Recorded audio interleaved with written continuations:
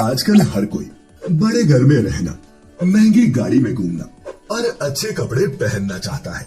इसके लिए वो कड़ी मेहनत भी करता है, लेकिन एड़ी चोटी का जोर लगाने के बाद भी वो ना तो अमीर बन पाता है और ना ही दुनिया के सुखों को भोग पाता है। दरअसल मनुष्य का गरीबी और दुखी होना उसी के बुरे कर्मों का फल है।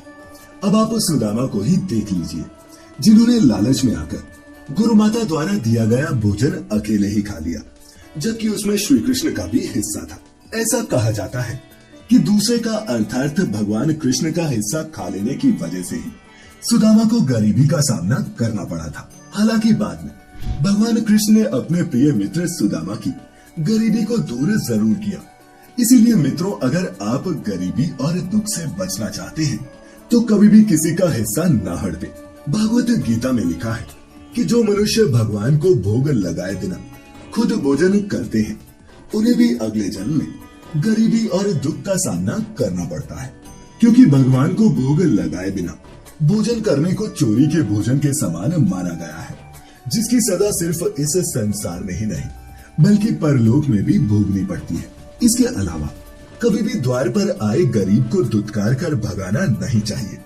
ऐसा करने से भी आपको गरीबी और दुखों का सामना करना पड़ेगा।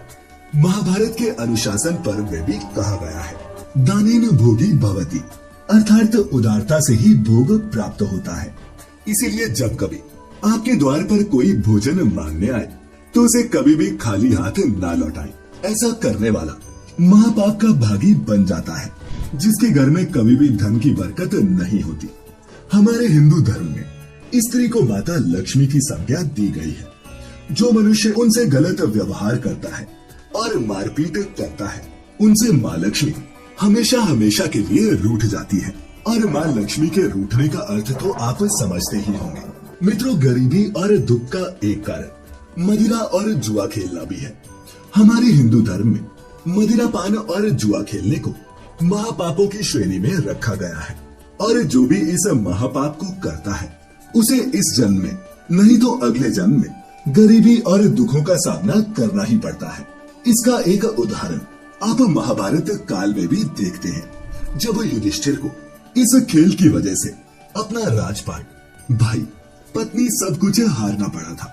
और फिर इस हार के बाद पांडवों को 12 साल का वनवास और 1 साल का अज्ञातवास भी मिला था।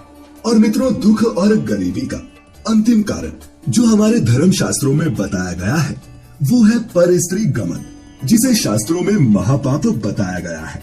जो भी पुरुष दूसरे की स्त्री पर गलत नजर रखता है वो किसी भी जन्म में सुख नहीं भोगता। अब आप रावण को ही देख लीजिए, जिसने पराई स्त्री अर्थात माता सीता का हरण कर स्वयं का बुरा समय बुला लिया, जिसकी वजह से न सिर्फ उसकी सोने की लंका जल गई बल्कि उसे भगवान राम के हाथों मृत्यु भी प्राप्त हुई।